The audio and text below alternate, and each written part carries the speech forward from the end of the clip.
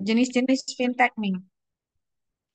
Kemarin ada otoritas juga udah saya jelasin ya, ada tiga otoritas yang mengawasi dan apa namanya, yang merupakan regulator di lingkungan fintech Indonesia. Ada Bank Indonesia, ada OJK, sama Kominfo.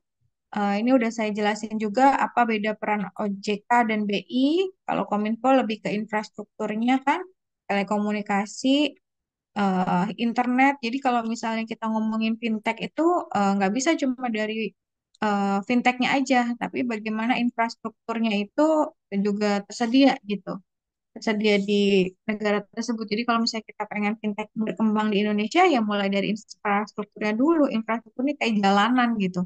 Gimana kita bisa mendistribusikan barang dan jasa kalau apa transportasinya aja kurang gitu, akses ke daerah-daerah masih belum memadai gitu. Nah, itu adalah peran dari Kominfo. Tapi ini bedanya bukan infrastruktur jalan, tapi infrastruktur telekomunikasi, termasuk di dalamnya internet.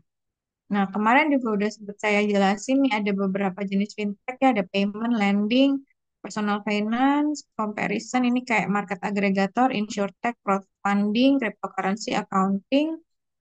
Nah, ini yang ada di OJK, jenis-jenis fintechnya yang bisa kalian apa namanya pakai ya untuk presentasi nanti setelah UTS. Ini bisa ambil dari sini. Kalau misalnya topik kalian tentang peer-to-peer lending, bisa ambil contoh dari sini. Jelasin nih bedanya apa nih, apa namanya, antar masing-masing, apa akseleran, Amarta. Amarta ini kan lebih fokus ke bisnis ya. Jadi ada yang dia tuh peer-to-peer lendingnya ke bisnis ya. Ada yang to customer. Jadi bisnis to bisnis sama bisnis to customer. Kalau bisnis to customer berarti minjeminnya ke individu gitu. Tapi kalau ke bisnis kayak Amarta ini dia lendingnya itu ke UMKM gitu. Nah, ada juga nih yang buat student, ada kalau misalnya mau cari pinjaman UKT belum ditransfer tapi ada bunganya ya. Jadi itu yang harus diperhatikan. Nah, ini ada payment, payment di sini ada OVO, ada eh, iPay, Cashless, Roku, PayPass, Kinerja, Saldomu, banyak ya, M-Saku, Tokopedia, GoPay, ini yang terkenal ya. Yang paling besar GoPay, OVO, Lending ada di sini, ada Akseleran tadi ya. Kemudian ada Amarta, Mekari, Modalku, Tunai Kita, dan seterusnya. Pos Sistem ada Pawon, Megasoft, Crypto ada di sini, ada Bitcoin, Indodax, Accounting ada Jojonomic, Personal Finance ada Bareksa, Bibitnomic, Verifund, Dana, eh, comparison, comparisonnya berarti dia membandingkan ya antara produk-produk, dia nggak, eh, jadi kayak market aggregator yang membantu si konsumen itu untuk membandingkan satu produk dengan produk yang lain. Ada Atur Duit, Halo Money, InsurTech ada asuransi 88, Duit Pintar, ada LifePal juga nih di InsurTech, membandingkan premi satu perusahaan asuransi dengan perusahaan asuransi yang lain.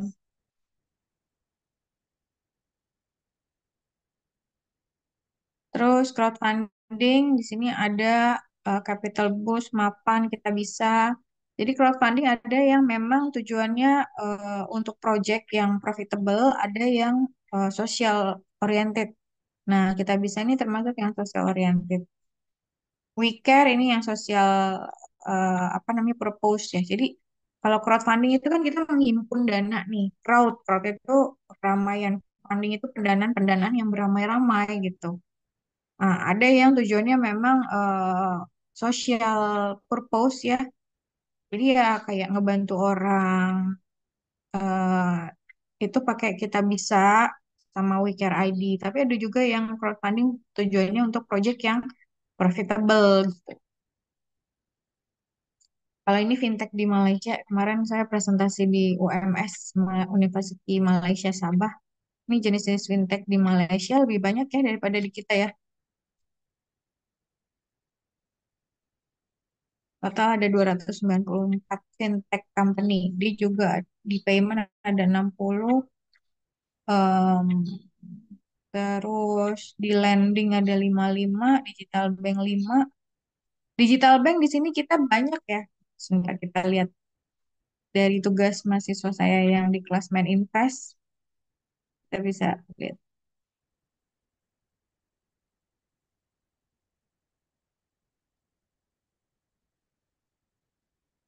Nah, ini digital bank tadi kalau di Malaysia cuma 5 ya, digital bank. Di sini kita bisa lihat nih yang masuk kategori digital bank. Ini Bank Neo nih juga digital bank nih. Kalau kalau kalau saya nggak pernah lihat fisiknya ya. Ini juga kayaknya digital bank. Blue, kalau BCA ada Blue ya. Blue itu digital bank by BCA. Bank Saku ini juga digital bank. Bank itu juga digital bank. Banyak ya digital bank. Blue ini. Bank Jago digital bank. Kemudian Genius itu by BTPN digital bank. Nah, ini contoh digital bank di Indonesia.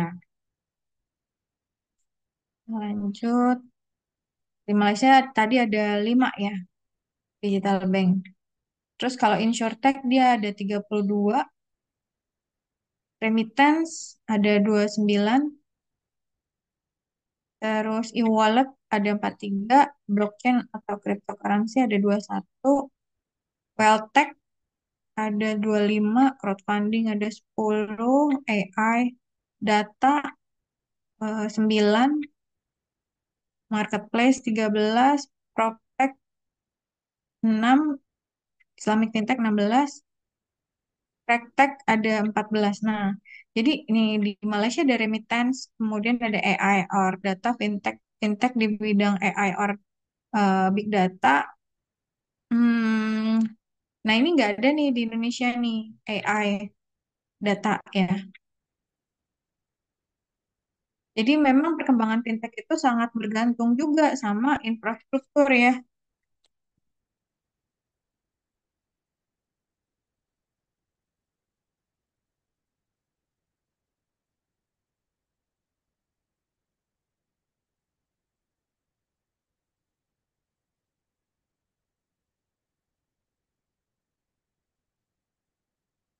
Di sini ada AI or big data itu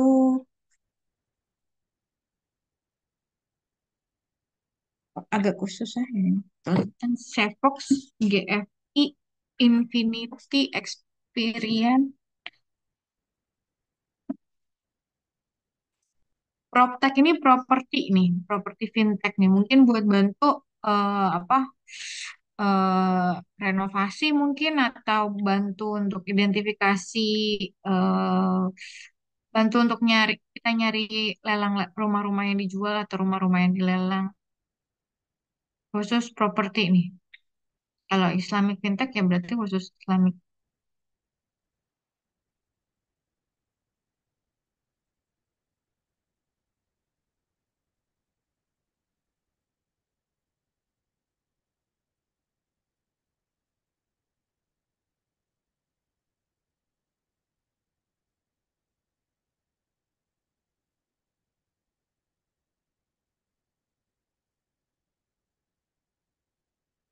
Oke. Hmm, ini top funding rounds in Malaysia. Jadi kan fintech-fintech ini apa namanya mereka kan pasti dapat pendanaan ya. Nah, ini jenis pendanaannya. Ada pendanaan jenis series A, ada jenis seed. Seed ini berarti mungkin berarti baru baru tumbuh ya, baru grow. Ini kalau di Malaysia ada Big Pay yang masuk series A, Policy Street, Microlip, Pasar. Ini kita bisa lihat dari funding amount-nya itu 100 juta US dollar, 6 juta US dollar, 3,3 juta US dollar, 1,8 juta US dollar. Jadi pendanaannya paling besar nih, makanya masuk series A. Jadi investornya tuh udah eh, funding itu pendanaan ya, pendanaan dari investornya besar ini. Kategorinya untuk Big Pay ini payment, policy street insurtech, microlab, alternative lending, Pasar Finance and Accounting Tech.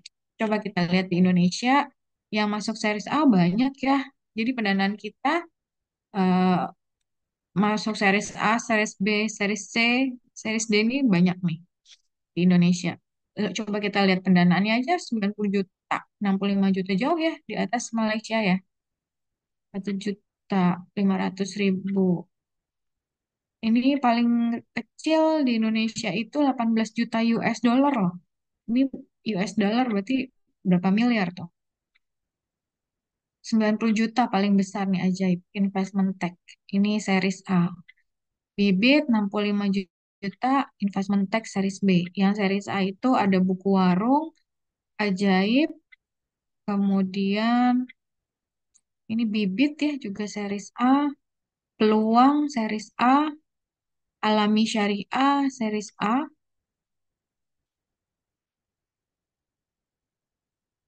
Nah, ini berarti fintech-fintech yang memang sudah jumlah pendanaan dari investornya memang sangat besar ya.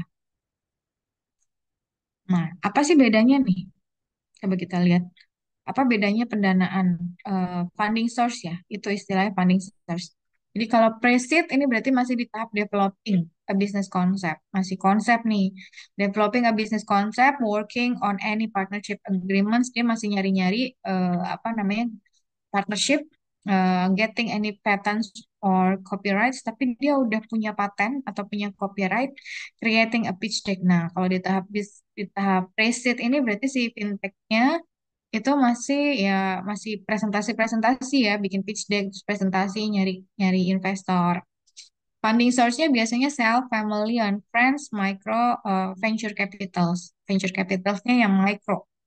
Mungkin kamu pernah dengar ceritanya si pendiri Tokopedia. Itu awalnya pendanaannya dari omnya. Sampai akhirnya sebesar sekarang, pada saat pre-seed itu dia nyari kemana-mana susah ya. Akhirnya dipinjemin sama omnya. Anak binus deh kalau nggak salah ya. Yang apa foundernya Tokopedia ini. Terus seed ini berarti udah di tahap creating a product or prototype. Jadi bukan cuma punya paten, tapi udah di tahap dia bisa menciptakan produk atau minimal prototype. Nah, dia udah ada bisnis yang running, dia udah mulai dapat funding nih, fundraising. Biasanya funding source-nya dari self, family, and friends, angel investors, early venture capitals. Angel investor ini berarti investor yang emang baik banget yang lagi bagi-bagi duit sih ya. Maksudnya dia eh ya murah hati gitu untuk ngasih modal untuk sesuatu yang masih belum pasti ya. Ini kan kalau di seed masih belum kelihatan ya prospeknya. Walaupun di sini udah ada bisnis running, tapi kan kita nggak tahu ini growth-nya berapa persen. Nah, kalau udah series A, berarti dia udah di tahap analisis riset pasar, researching industry and market, writing a business plan, marketing and advertising, generating revenue. Nah, di series A ini udah ada pemasukan nih, generating revenue, planning to scale into new market. Dia udah bahkan bersiap-siap untuk masuk ke pasar yang baru. Funding source-nya dari akselerator, super angel investor, venture capitalist. Kalau series B, ini dia business activity-nya expanding consumer interest. Jadi mungkin dia udah yang current marketnya udah oke, dia expand ke market yang berbeda ya, expanding to consumer interest, establishing commercially viable product or service, scaling production, marketing, and sales. Jadi udah mulai ekspansi ya, produksinya, marketingnya, salesnya udah mulai naik skalanya. Funding research-nya dia dari venture capitalist, late stage venture capitalist. Kayak series C and beyond, dia udah building new product and market, establishing a strong customer base, acquiring other companies. Dia bahkan sudah mengakuisisi nih, acquiring other companies. Jadi udah tahapnya udah bukan mengembangkan market atau mengembangkan produknya lagi. Dia udah melakukan akuisisi. Funding source-nya itu late stage venture capitalist, private equity firms. private equity firms ini perusahaan perusahaan private equity ya. Kayak perusahaan reksadana itu perusahaan private equity. Hedge fund ini yang lebih besar lagi sama bank. Jadi udah banyak sumber pendananya lebih banyak daripada. Jadi makin ke bawah itu dia makin sumber pendananya itu makin banyak ya alternatifnya. Jadi makin besar berarti sumber pendanaan funding sih yang dia dapat ya. Terus mezzanine. Mezzanine ini being acquired by another company or SPAC remaining private using venture capital funds to grow making an initial public offering. Di tahap mezzanine ini dia udah mikirin exit strategy nih. Exit strateginya adalah initial public offering. Jadi di mezzanine ini karena dia jadi gini, kita mikirnya kalau perusahaan itu akan terus kita mikirnya kalau profit kenapa dijual? Justru apa dia memanfaatkan dari nilai perusahaannya yang tinggi itu untuk dia jual. Kamu tahu istrinya Justin Bieber nggak? Itu termasuk dia apa pemilik kosmetik ya dan kapitalisasi dari perusahaannya tuh besar banget gitu. Jadi dia udah nggak ngurusin lagi tuh operasionalnya dibeli sama perusahaan lain. Tapi dia dapat dari nilai perusahaan itu sebesar apa gitu. Padahal awalnya yang dia kembangin kan nilainya nggak sebesar itu, tapi karena perusahaan itu terus tumbuh, growing ya, investor jadi tertarik untuk beli perusahaan itu. Nah, perusahaan itu dibeli gitu. Itu jadi exit strateginya si fintech founder ya. Jadi ketika diakuisisi oleh perusahaan lain atau dibeli dengan nilai yang besar, itu jadi exit strategi. Jadi pilihannya adalah diakuisisi atau si perusahaan itu ini melakukan IPO gitu. Jadi kalau mezzanine ini dia kalau mau apa namanya tetap growing tapi eh, sumbernya pakai venture capital. Remaining private using venture capital funds to grow. Kalau di tahap mezzanine ini dia dia hanya menggunakan venture capital ya pendanaannya, fundingsnya untuk tumbuh. Jadi belum sampai ke publik nih, belum sampai jual sahamnya. Making an initial, tapi udah mulai siap-siap uh, exit strategi, udah mulai siap-siap initial public offering. Di mungkin ada yang pernah ingat ya pas Bukalapak dijual itu kan sempat mahal ya, tapi sekarang jatuh lagi karena manajemennya buruk ya. Yang buka. Awalnya tuh kan banyak yang beli tuh sahamnya kayak GoTo juga awalnya banyak yang beli kan sahamnya. Itu contoh ketika dia si fintech ini udah masuk ke exit strategi. Jadi udah melakukan initial public offering, dia berarti udah exit strategi. Funding source-nya dari sell si fintechnya dijual. Kita lagi ngomong si founder ya. Si founder ini jual fintech yang dia kembangin, yang dia develop dan dia udah eh, udah udah menurut dia itu kayak pensiun dini lah ya. Udah dia nggak ngurusin operasional lagi tapi dia dapat hasil dari penjualan perusahaannya tadi gitu. Funding source-nya dari sell dari venture capital, SPAC sama public stock. Public stock ini saham yang dijual belikan di publik. Ini uh, Key Fintech rounds raised in 2017. Teman usaha Moka, Amarta, uang teman, pundi-pundi. Key investor by disclosed funding amount sourced by Tia Database. Ini uh, venture capital yang biasanya memberikan pendanaan kepada fintech-fintech nih. Mandiri Capital, 500 Startup, Sandbox, Kejora, Alpha, GWC Ventures, sama East Ventures. Ini venture capital semua nih. Venture capital ini dari Korea, ini dari Taiwan apa Malaysia nih? Ini dari Indonesia, ini dari Indonesia, ini dari Amerika.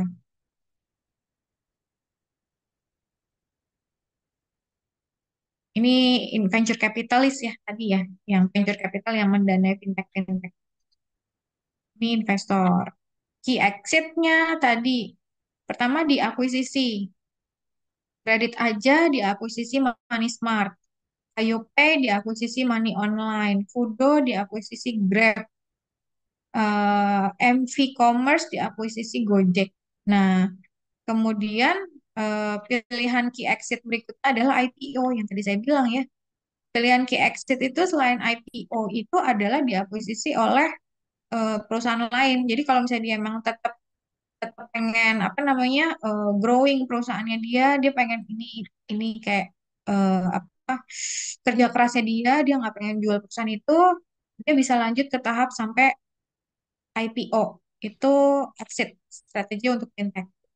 Contohnya di Kioson sama Kinerja Pay ini dia sampai IPO. Sementara ada fintech lain yang udah growing nih, udah ada di tahap mature. Exit strateginya adalah memilih untuk menjual perusahaannya ke perusahaan lain atau diakuisisi. Kayak ini, kredit aja diakuisisi Money Smart, IOPay diakuisisi Money Online, Kudo diakuisisi Grab, M-Commerce diakuisisi Gojek. Nah, ini the highest funded fintech startup in the world. Mulai dari Grab Malaysia ya, Grab ini punya Malaysia. Oh, berarti ini Alpha GWS Ventures, Ventures ini Malaysia nih, dari Malaysia. Grab ini termasuk yang dapat pendanaan paling besar nih di dunia nih. Grab, kemudian Stripe ini dari Amerika ya. Robinhood, Oscar, Newbank, Affirm, Figure, Klarna. Future Trends.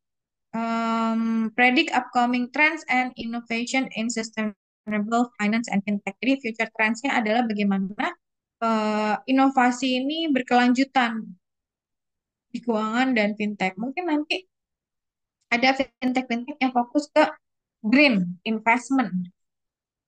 Fintech-fintech yang fokus ke green investment berarti mungkin fintech yang apa namanya menjual hanya produk-produk green investment, kan ada green bond, kemudian capital stoknya juga yang dia jual hanya yang apa namanya eh, punya standar ESG ya, environment, social and governance yang bagus gitu. Jadi bisa sustain perusahaannya. Predicting future trends and innovations in sustainable finance and fintech is always subject to uncertainty. But based on the current trajectory and emerging technologies, we can anticipate several key developments. Nah, ini future trends ternyata untuk memprediksi ya tren dan inovasi apa fintech dan finance yang berkelanjutan ini ternyata uncertain. Maksudnya ya karena namanya teknologi ya, many things can happen gitu. Nanti tiba-tiba udah ada robot di depan rumah kita gitu kan yang nganterin paket. Nanti tiba-tiba apa namanya eh, kita ke restoran yang layanin udah nggak ada waitressnya, pakai robot semua. Uncertainty itu something that we cannot predict gitu. Tiba-tiba udah ada aja produknya, tiba-tiba udah ada ya produknya. Maksudnya karena kita sebagai consumer ya, kita end user gitu. Itu kalau kita sebagai produsen kita bisa predik gitu. Cuma kalau kita sebagai consumer itu ya yang namanya teknologi kan sifatnya rahasia ya. Jadi nggak mungkin tiba-tiba dia cerita-cerita nanti dicuri gitu teknologinya. Nah, ini several key development yang mungkin akan mempengaruhi perkembangan atau pertumbuhan fintechnya. Increase integration of AI and machine learning. Jadi mungkin nanti ke depannya kamu menggunakan fintech itu yang sudah terintegrasi dengan AI dan machine learning gitu. Kemudian blockchain for supply chain transparency. Nah, ini yang kemarin saya lupa ada di kelas mana ya, Bu. Mungkin nggak sih kita maksudnya anggap APBN itu nanti pakai blockchain gitu.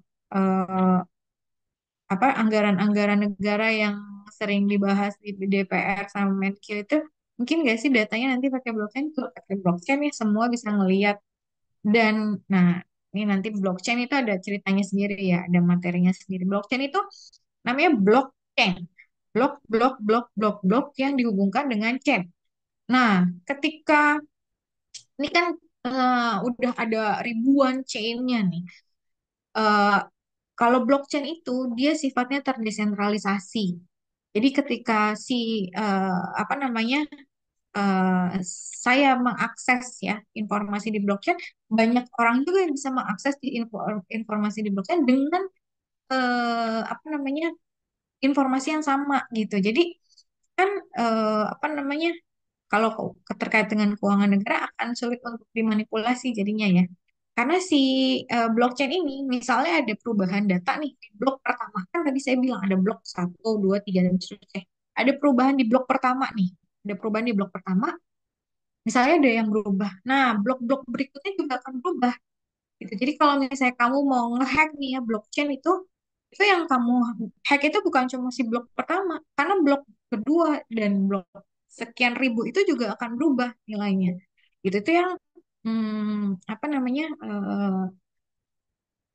positif dari blockchain adalah pertama tadi desentralisasi, kedua dia nggak bisa dimanipulasi ya, isinya tuh nggak bisa maksudnya kalau misalnya mau ngehack yang pertama, berarti yang berikut-berikutnya itu eh, kamu hack juga di mana servernya itu ada ribuan gitu. Regulatory advancement, jadi mungkin dari regulator juga akan ada aturan-aturan yang lebih spesifik ya terkait fintech. Green cryptocurrency and token, ini juga future trend. Cryptocurrency yang green, token NFT ya, tahu nggak token? Tapi menurut saya ini tuh lebih kayak art ya, bukan investment ya kalau token nih. Art. Jadi berapa sih kamu menilai suatu objek itu ya tergantung dari perspektif yang melihat. Kalau yang melihat, oh bagus nih lukisannya, fotonya, ya dia akan mau beli lebih gitu. Tapi kalau ya biasa aja, tapi ada juga yang biasa aja, tapi punya nilai artistik yang menarik itu, ada juga yang beli gitu. Nah, kalau artis-artis ini kan kalau dia bikin token ya cuma buat FOMO aja. Ada kan tokennya Asanti ya. Asanti dengan Anang tuh itu kan FOMO aja ikut-ikutan. Tapi nggak bisa buat investasi tuh nggak bisa. Terlalu tinggi ya uncertainty-nya. Jadi kalau alat alat tukar, makanya kripto ini tidak sebagai alat tukar ya dalam perspektif BI ini, kripto ini bukan alat tukar. Kripto ini apapun jenis kripto, Bitcoin, Ethereum, Doge, dan lain sebagainya itu eh, bukan sebagai alat tukar. Karena alat tukar itu harus punya syarat stabil. Bahaya kalau alat tukar itu tidak stabil gitu. Jadi itu hanya sebagai komoditas yang diperjualbelikan nilainya sebagai investasi, bukan sebagai alat tukar. Kemudian personalized ESG scoring, ini juga future trends dari fintech. Crowdfunding for impact driven startups, green tech investment platforms, climate data analytics and prediction. Ini mungkin nanti akan ngalahin yang BMKG ya, prediksinya lebih lebih cepat ya. Kalau BMKG kan eh, 5 detik mungkin ya, 5 menit mau gempa dia baru ngasih pertanda gitu. Mungkin nanti ada climate data analytics prediction fintech yang bisa eh, lebih precise dan lebih kasih waktu ya buat orang-orang tuh untuk predik lebih lama waktu untuk prediksi apa climate change ini. Nah, fintech careers ini mungkin ada yang tertarik ya mau masuk ke ke fintech careers dan menurut saya ini peluang yang sangat besar. Kamu mungkin dari sekarang mungkin bisa mulai berpikir out of the box bahwa nggak cuma kerja di perusahaan swasta yang maksudnya sebagai marketing atau sebagai manajer keuangan yang konvensional gitu atau masuk CPNS gitu. Pokoknya yang konvensional lah. Sekarang kamu punya banyak pilihan karir ya anak-anak sekarang tuh. Kalau dulu cita-citanya paling ditanya apa jadi dokter, jadi pramugari, jadi guru gitu kan. Jadi polisi, TNI. Ya dulu tuh pilihan karir tuh sangat terbatas. Tapi generasi kalian itu pilihan karir sangat-sangat luas. Itu sangat menguntungkan kalian kalau kalian bisa melihat peluang itu dan bisa mulai dari sekarang. Karena banyak nih pelatihan-pelatihan yang bisa menunjang karir kalian nanti. Mungkin nanti lulus kamu belum wisuda ya, belum pegang ijazah pun kamu sudah kerja di perusahaan luar negeri karena kemampuan data analisis kamu, data science kamu.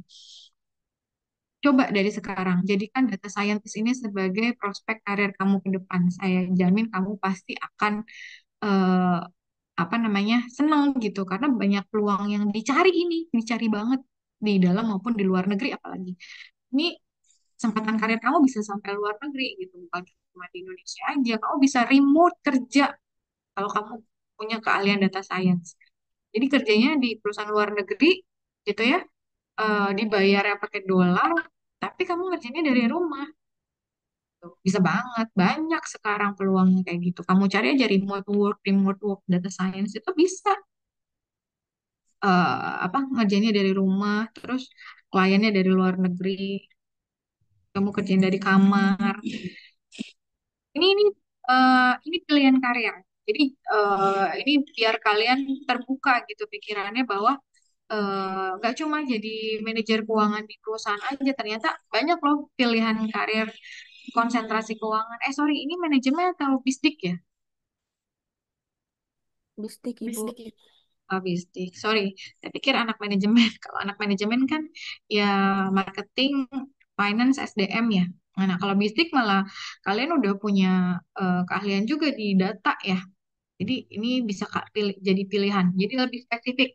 Bisdik tapi lebih spesifik ke finance, data science, research analyst, software developer, data visualizer, machine learning expert, sistem administrator, fintech consultant, fintech startup developer. Ini jadi pilihan karir kamu ke depan kalau emang tertarik di fintech. Oke, sampai di sini ada yang ingin ditanyakan?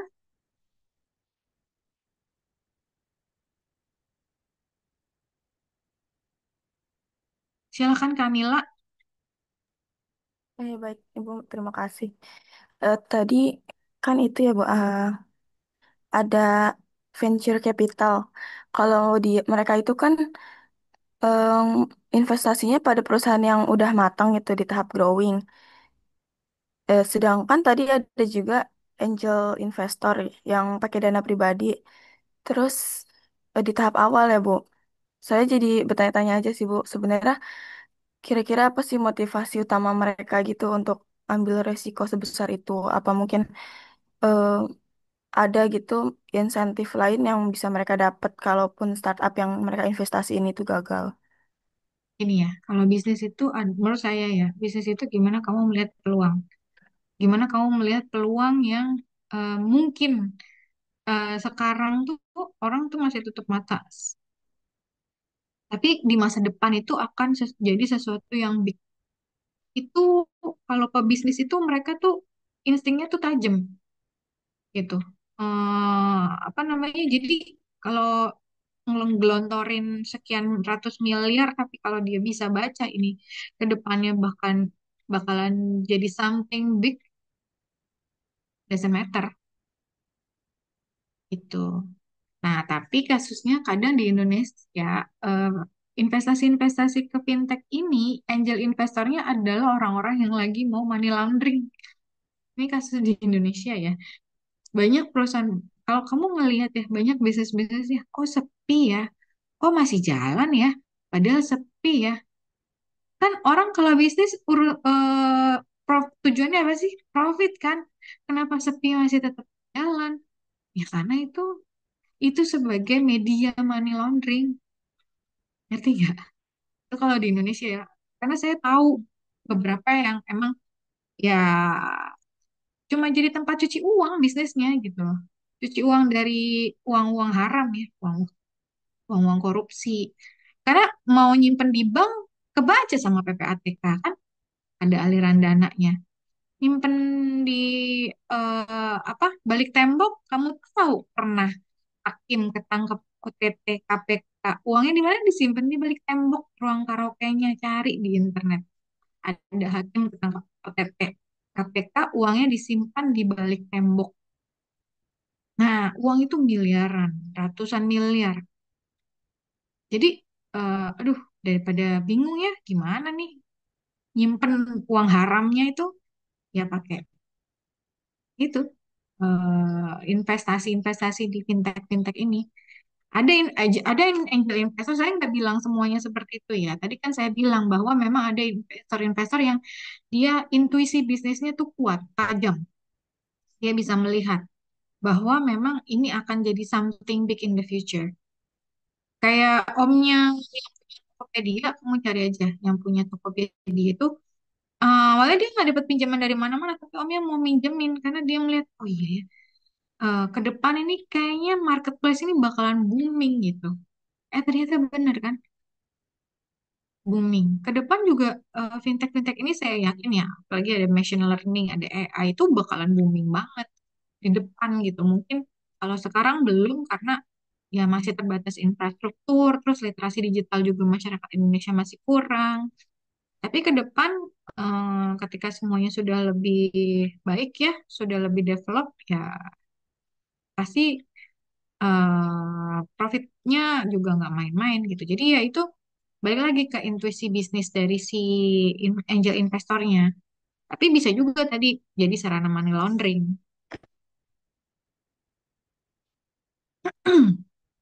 Oh ya baik Ibu, jadi di luar kasus-kasus seperti money laundry tadi, eh, mereka itu pastinya udah mempertimbangkan gitu ya peluang di masa depan. Terima kasih Iya, Ibu pasti, jawaban. pasti. Baik, terima kasih Ibu Destria. Oke, jadi kalau kamu punya ide bisnis, jangan takut untuk maksudnya memulai gitu ya. Kadang ide bisnis itu mulai dari sesuatu yang maksudnya emang otak kamu lagi biasanya sih emang otak-otaknya anti mainstream ya yang bisa ngelihat gitu. Jadi kalau mainstream kayak saya kepekaan bisnisnya kurang. Tapi kalau yang anti mainstream biasanya dia bisa ngelihat eh, lebih jauh ke depan gitu. Apalagi kalau misalnya ngomongin teknologi ini kan pasti terus berkembang ya.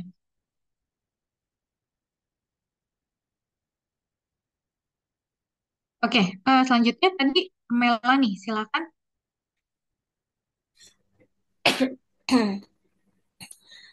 Sebelumnya Bu, apakah suara saya kedengaran?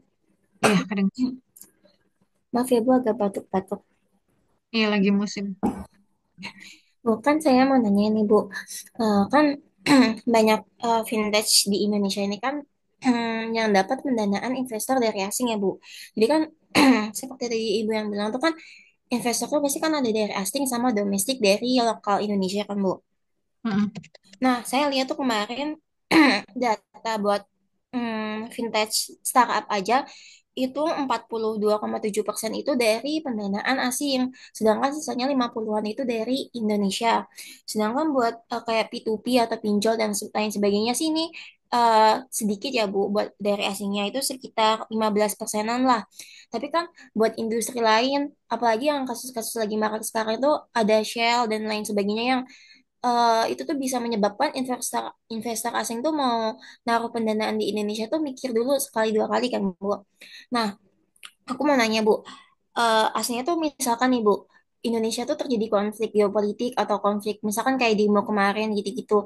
Itu tuh kan pasti investor asing tuh kan ada yang narik dananya dari Indonesia atau berhenti invest di Indonesia dan lain sebagainya. Itu ada pengaruh nggak sih Bu? Terus sama misalkan nih Bu, aslinya ya Bu, eh, pembagian antara misalkan kan karena ada konflik geopolitik ini kan maksudnya kita ada ketergantungan sama investor asing kalau misalkan modal dari investor asing ini tuh lebih banyak daripada domestik kan Bu. Jadi kayak kita kalau misalkan ada konflik ataupun apa pasti itu berpengaruh banget kalau misalkan ada konflik luar negeri. Nah Bu, kalau misalkan kayak gitu nih Bu, kayak aslinya tuh kayak bagus atau enggak sih Bu kayak pendanaan investor asing tuh banyak atau malah kita harus memperkuat pendanaan dari dalam negeri kita gitu gimana? Hmm, Gini ya. Kamu tahu nggak kenapa presiden presiden kita tuh banyak apa namanya membangun hubungan diplomatik dengan eksternal. Jadi kan kalau kita belajar Ini saya bisa share whiteboard nggak?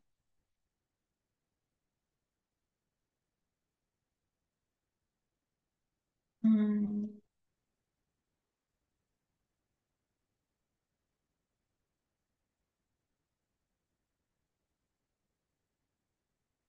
jadi kan salah satu, nah ini. Jadi kan rumus pendapatan nasional itu kan Y sama dengan C plus I plus G plus X min M. Ini dari consumption di sektor rumah tangga. Sektor rumah tangga tuh kayak kita. Kemudian ini investment dari sektor swasta ya.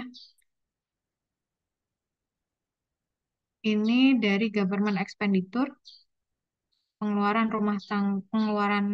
pemerintah ya dari APBN, government expenditure. Kemudian ini dari ekspor. Nah, sebagai pengurangnya adalah aktivitas impor. Ini minus ya. Berarti kalau impor itu sebagai pengurang pendapatan nasional, pengurang GDP. Ini kita ini GDP nih, Gross Domestic Product. Nah, em, presiden-presiden itu pasti kenapa kemarin lagi konflik kok tetap datang ke Cina, terus Jokowi dulu membangun hubungan baik dengan Cina. Kita butuh naikin investment.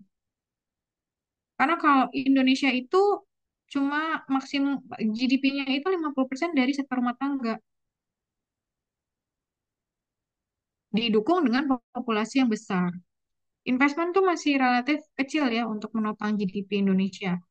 Makanya kita butuh tambahan nih investasi-investasi baik dari dalam maupun luar negeri untuk menopang GDP ini. Kalau misalnya dari dalam nggak bisa, ya udah kita cari dari luar. KCIC dari mana? Dari Cina kan. Banyak proyek-proyek yang akhirnya kita dapat bantuan dari Cina gitu. Ya tujuannya untuk menopang ini, investment. Kalau ngandelin government expenditure pajak, masyarakatnya marah-marah kan, karena pajaknya naik dan kita juga pasti tersiksa kalau pajaknya besar. Jadi nggak bisa juga kita ngandelin government expenditure. Dan itu jadi akan, maksudnya dengan pajak yang dibayar, kita bayar kita jadi lebih sensitif kan. Ini pajak buat apa? Ini buat apa? Ini buat apa? Gitu. Misalnya dipakai untuk pembelian alat-alat perang atau dipakai untuk MBG kemarin. Itu government expenditure kan. Ini untuk apa? Untuk GDP, naikin GDP gitu. Kemarin kalau kamu dengar si Pak Purbaya dia bilang eh, apa namanya yang demo itu adalah sebagian kecil kan, sebagian kecil orang. Nanti kalau misalnya pertumbuhan ekonomi Indonesia udah sampai di 6 sampai 7%, mereka akan sibuk kerja, sibuk usaha karena GDP-nya udah naik 6 sampai 7%. Itu artinya tingkat pendapatan mereka juga naik dong gitu. Dia udah nggak sempat lagi mikirin demo. Orang-orang yang demo itu adalah orang-orang yang gak punya pekerjaan, pengangguran. Kalau mereka punya pekerjaan, ya mereka lebih pikirin pekerjaan mereka lah. Punya usaha lebih mikir gimana apa namanya jualan lah daripada demo kan. Yang di demo itu kan yang nggak punya penghasilan, nggak punya pekerjaan, pengangguran. Makanya mereka pada demo-demo itu ya yang merusak ya. Saya nggak bilang yang Ferry Irwandi atau kalau Ferry Irwandi kan lebih ke menyuarakan ya. Cuma kalau yang merusak ini ya, yang sampai menjarah itu kan mereka itu ya kalau sampai begitu mereka emang berarti nggak punya uang kan? Berarti mereka emang nggak kerja atau mereka pengangguran. Kalau udah sibuk ya nggak mikirin, punya waktu lagi mikirin apa namanya? Bukan nggak punya waktu mikirin rakyat ya mikirin, cuma kita berkontribusi dalam bentuk lain. Gitu. Saya kayak si pengusaha ya berkontribusi dengan membuka lapangan pekerjaan. Nah, investasi ini nggak cuma dari dalam negeri, dari luar negeri juga. Investasi dalam negeri itu kemarin Pak Purbaya itu sampai menggelontorkan 200 triliun ke bank-bank himbara ya. Dengan bunga yang ditetapkan ke bank-bank ini 8% lebih rendah dari bunga pasar. Jadi si bank-bank himbara ini dapat pinjaman untuk dia salurkan dalam bentuk kredit. Untuk apa? Untuk mendorong perekonomian. Jadi nanti UMKM-UMKM bisa pinjam nih ke bank-bank himbara dari uang-uang yang disalurin sama pemerintah tadi sebesar 200 triliun gitu. Nah, em, akan lebih baik kalau itu kan dari dalam negeri ya. Cuma kan kalau misalnya kita ngandelin dalam negeri, kalau kita punya target pertumbuhan yang tinggi itu akan susah gitu. Makanya eh, apa kemarin banyak juga yang pinjaman dari luar negeri, pinjaman dari Cina ada, pinjaman dari Bank Dunia ada gitu ya. Tujuannya untuk mendorong perekonomian gitu, membiayai apa aktivitas-aktivitas ekonomi, pembangunan infrastruktur itu kayak KCIC, tol, terus LRT itu untuk mendorong perekonomian gitu. Jadi tujuannya selain untuk membuka, menambah fasilitas transportasi, tapi kan pembangunan itu kan membuka lapangan pekerjaan. Dia akan jadi butuh tenaga kerja, dia akan jadi butuh material. Kemudian di sekitar LRT itu nanti akan dibangun apa namanya tempat wisata atau apa namanya tenan-tenan. Kan sekarang di masih di halte busway maupun di LRT itu kan banyak tenan-tenan ya yang bisa jualan di situ, itu dorong perekonomian gitu. Kan lebih baik kalau bentuk investasinya adalah di sektor real. Jadi kan kalau perekonomian itu didukung oleh dua sektor ya, sektor real sama sektor keuangan. Investasi ini baik dari asing maupun dalam negeri untuk mendorong GDP ini akan lebih baik kalau investasinya dalam bentuk sektor real. Investasinya di jelas gitu, di fisik gitu. Pembangunan untuk pembangunan fintech atau perkembangan fintech ya, atau di infrastruktur atau di perumahan, properti, dimanapun pokoknya real gitu. Dibandingkan di keuangan. Kenapa kalau di keuangan ini capital flight-nya, risiko capital flight-nya tinggi. Karena lebih mudah dijual kan kalau di keuangan ya. Surat berharga itu kan lebih mudah dijual kan, saham, obligasi ini lebih mudah dijual. Saya beli sekarang, saya jual hari itu juga bisa gitu. Jadi oke, kalau di keuangan invest nih ternyata masuk ke Indonesia 2000 triliun. Bisa juga di hari yang sama keluar 2000 triliun. Nah, tapi kalau di sektorial kan enggak. Dan sektorial ini efeknya lebih ada. Kalau kamu pernah dengar namanya efek multiplier ya. Multiplier effect. Efeknya ya tadi ke membuka lapangan pekerjaan, mendorong daya beli masyarakat gitu. Jadi lebih efek multiplier ke perekonomiannya lebih tinggi. Itu kemudian tadi pertanyaannya itu kalau misalnya investasi asing itu bahaya nggak gitu ya, Melanie? Ya bukan, soalnya kan kita ada beberapa yang perusahaannya tuh bergantung kepada asing. Misalkan nanti ada kayak karena pemilik perusahaannya ini orang asing, terus kita misalkan ada kayak konflik atau geopolitik dan lain sebagainya tuh ada kayak pengaruh nggak sih Bu buat eh, kayak keadaan ekonomi di Indonesia kalau misalkan kita kayak terlalu ke asing gitu, apalagi pemilik perusahaannya itu orang asing gitu Bu. Kalau investasinya di sektor keuangan, iya, karena besar kemungkinan ada capital flight-nya tinggi. Capital flight ini sangat rentan ya, maksudnya sektor keuangan ini bubble. Jadi kayak kamu pernah dengar nggak bubble ekonomik itu ketika suatu sektor, suatu perekonomian itu lebih banyak ditopang oleh sektor keuangan. Bubble itu balon ya, balon itu makin besar, oke, apa namanya bagus ya perekonomiannya, tapi dia rentan pecah. Balon itu kan rentan pecah ya. Nah, sama juga kalau misalnya terlalu ditopang oleh sektor ekonomi. Kalau investasi asingnya di sektor real itu justru aman. Karena susah kan kamu jual pabrik, jual gudang. Kamu misalnya si asing ini udah investasi tadi 200 triliun atau 2000 triliun di pembangunan infrastruktur di Indonesia. Misalnya kayak KCIC. Terus walaupun KCIC katanya sekarang ini ya, apa rugi banyak ya KCIC. Tahu KCIC ya?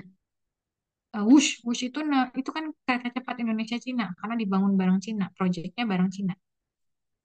Tapi kan itu susah. Emang si Cina bisa ngambil, udah deh, Indonesia nggak bisa ngelunasin utangnya nih, ambil aja keretanya, ambil aja infrastrukturnya kan nggak bisa. Dan sudah berefek gitu, udah ada multiplier efeknya. Kamu perhatiin di daerah Padalarang itu sekarang rame. Kalau dulu enggak, waktu nggak ada stasiun bus enggak sepi. Tapi sekarang bahkan ada objek wisata Dusun Bambu, itu kan membuka perekonomian daerah sekitar sana. Jadi kita kalau ketika berpikir tuh eh, apa nih efeknya nih? Suatu kebijakan itu pasti hmm, kalau bisa memberikan efek yang sangat banyak ya. Efek multiplier ini namanya. Efek multiplier yang bisa kemana-mana tadi, membuka lapangan pekerjaan, membuka peluang-peluang usaha di sekitar, menekan pengangguran, meningkatkan daya beli masyarakat gitu. Jadi efeknya secara tidak langsung ke sana gitu. Nah, kalau di real itu kan lebih susah ya untuk diambil, untuk dijual lagi, untuk diambil alih gitu ya. Dana yang udah dia kasih kan susah ya. Tapi kalau keuangan gampang banget gitu. Makanya pemerintah itu lebih banyak menarik investor di luar negeri itu untuk investasi di Indonesia itu di sektor real gitu untuk mendorong perekonomian. Bisa dipahami nggak Melanie? Oh, aku ngerti, Bu. Jadi gini ya, misalkan kalau di sektor investment itu, sektor keuangan atau investment itu, Indonesia, kayak pemerintah Indonesia tuh lebih mengutamakan, misalkan gini ada bank, yang diutamakan tuh kayak bank negara, BNI, BRI, dan lain sebagainya. Pokoknya milik domestik lah buat sektor perekonomian, kayak misalkan bank-bank luar ataupun lainnya itu kayak ya bisa tapi opsional aja gitu. Kalau misalkan sektor real itu baik dari luar negeri atau dalam negeri itu nggak apa-apa karena kan kalau sektor keuangan itu kan ditariknya gampang karena kalau investment itu bisa bentuk saham atau obligasi. Jadi kalau misalkan mau ditarik ataupun apapun itu pengeluaran atau ke ininya tuh besar lah. Kalau sektor real itu karena udah memberi dampak, jadi walaupun ditarik tuh tetap susah gitu, gitu ya Bu. Ya, ya kalau misalnya kamu investasi nih, oh kamu patungan sama teman kamu investasinya, ya udah kamu bikin gedungnya ya, kamu bikin kira apa pabriknya, bukan beli surat berharganya, bukan beli sahamnya. Ketika kamu bangun gedung, bangun pabrik, terus kamu pengen ambil alih lagi, pengen oh kondisi ekonomi Indonesia lagi nggak stabil nih. Kalau saya beli saham, nggak saya jual gitu kan. Tapi kalau saya beli pabrik, beli gudangnya gimana? Jualnya kan susah ya. Nggak segampang itu gitu menjual aset real itu susah gitu. Sama juga investasi real itu lebih lebih susah capital flight-nya. Capital flight itu modal terbang kembali ke asalnya, ke negara asal. Kalau investasi di surat berharga, sekarang beli, sekarang jual juga bisa. Tapi investasi sektor real nggak bisa, nggak segampang itu. Ngerti nggak? Bisa dipahami nggak kira-kira? Sudah Bu, sudah bisa dipahami. Terima kasih Bu Destri atas penjelasannya. Ya, jadi kalau kita melihat kebijakan pemerintah itu harus ini aja saya baru diskusi sama suami saya. Kadang saya melihat suatu kebijakan itu dari perspektif ekonomi gini. Kenapa ya Presiden Jokowi nggak melakukan lockdown kemarin? Karena ternyata 50% dari GDP Indonesia itu dari konsumsi rumah tangga. Kalau kita di lockdown kemarin, apa jadinya GDP kita? Itu aja udah minus 2% loh, nggak di lockdown. Apalagi kalau di lockdown nggak ada transaksi sektor rumah tangga gitu. Waktu 2020 ya, waktu COVID. Karena 50% dari GDP kita itu dari sektor rumah tangga. Sektor rumah tangga ini kayak transaksi-transaksi harian kita gitu. Jadi kadang kalau misalnya saya ada paket itu datang, terus suami saya bilang, oh, belanja mulu gitu. Kamu nggak tahu aja, aku tuh sedang berkontribusi terhadap perekonomian gitu. Semakin semakin kita konsumtif ya, semakin gede GDP negara gitu. Konsumsi rumah tangga ya.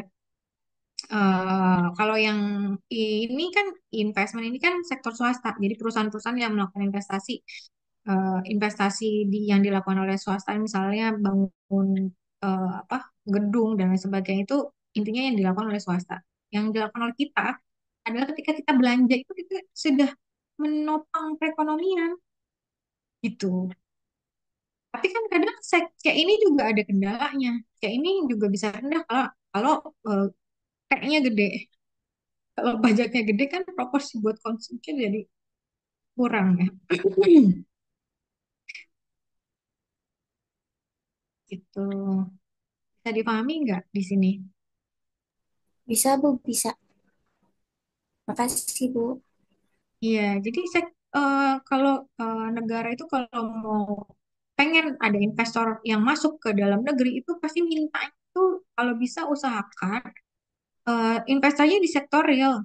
Minta dia, misalnya Cina nih, mau investasi di Indonesia, suruh dia bikin kereta cepat gitu. Terus bikin apa lagi? Kalau ada investasi masuk ke dalam negeri, contohnya kayak ada investasi masuk. Kamu tahu pembangunan kampus UNJ itu kan dana, kalau itu dana hibah sih ya. Misalnya ada dana asing nih masuk investasi di Indonesia, bikin gedung di kampus aja itu udah udah investasi di sektor real loh. Karena kalau misalnya bikin gedung kan dia pasti beli material di Indonesia. Nah, walaupun proyeknya dari luar negeri ya, dari eh, Arab gitu misalnya, tapi kan materialnya beli di Indonesia, tenaga kerjanya dari Indonesia, membuka lapangan pekerjaan kan jadinya di Indonesia. Iya, Bu. Dibandingkan udah beli surat berharga kita aja, beli SBN-nya, beli obligasinya negara nih. Mau investasi disuruh beli SBN. Nggak belajar ekonomi itu berarti. Investasi asing disuruh beli SBN Indonesia. Indonesia demo dia langsung jual itu. Hari itu juga bisa jual gitu. Ya ada kena penalti ya. Cuma di penaltinya paling berapa kan dibandingkan uang yang dia taruh misalnya sekian ribu triliun. Bisa dipahami nggak sampai di sini? Bisa, Bu, bisa. Mudah dipahami kok, Bu. Oke, ini materi dari saya sudah selesai. Dari kelompok presentasi, apakah sudah siap?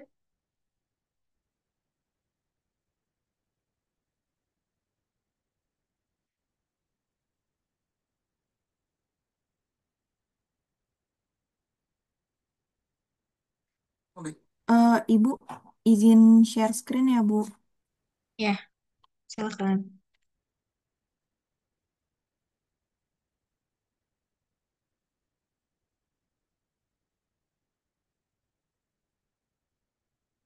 Apakah terlihat slide-nya? Kelihatan.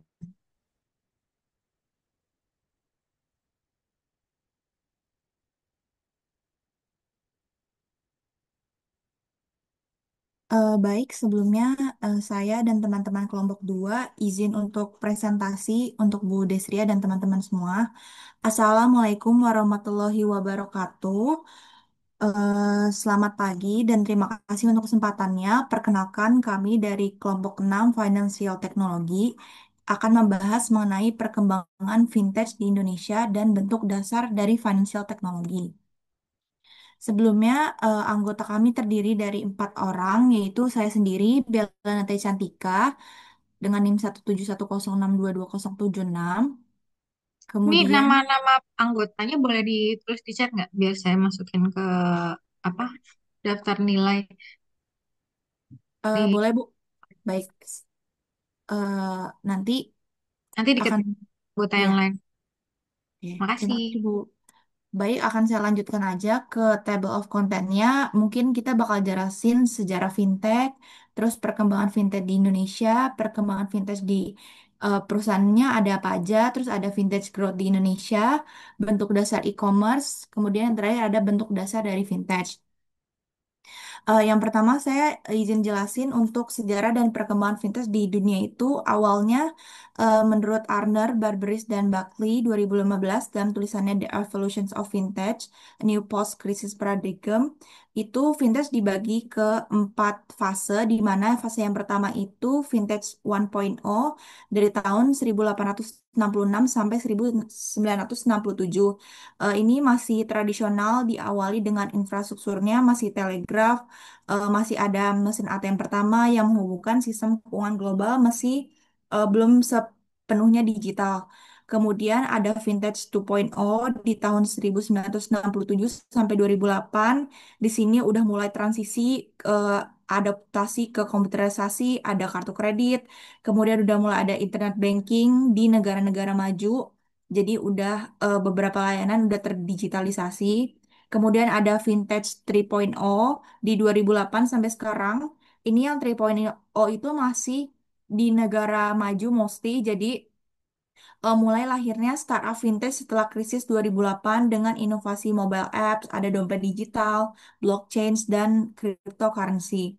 Kemudian yang terakhir itu ada fintech 3.5 di 2008 sampai sekarang, tapi ini lebih fokusnya di negara-negara berkembang di mana fintechnya udah mulai maju, kemudian udah ada mobile money, e-wallet, dan lain-lain.